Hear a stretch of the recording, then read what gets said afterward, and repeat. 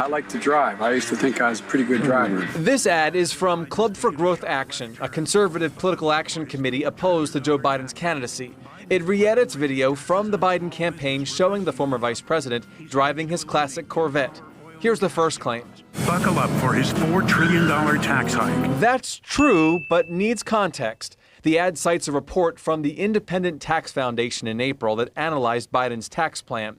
Biden is pledging to raise taxes, but only on people earning more than $400,000 a year, and on corporations by raising the corporate tax rate from 21 to 28%.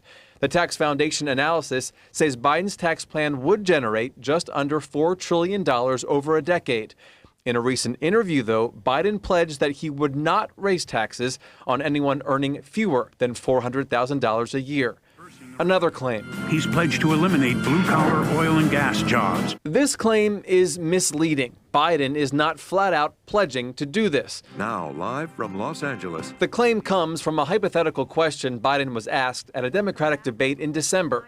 He was asked if he would be willing to sacrifice some economic growth, even if it displaced blue-collar workers, in the interest of transitioning to a greener economy. The answer is yes.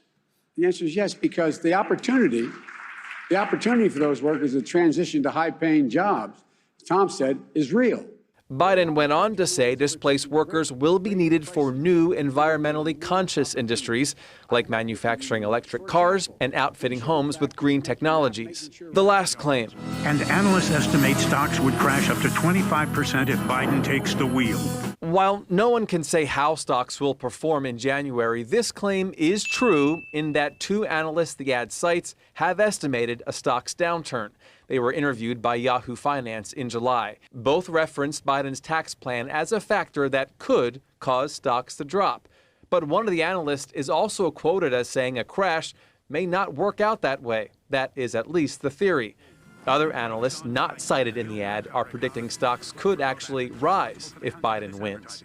If you see or hear a political ad or see a post on Facebook or social media and you want to know if it's true, take a screenshot and send it to us at news8@wgal.com. We'll be fact-checking ads from all parties, candidates, and groups until the election. Matt Barcaro, WGAL News 8.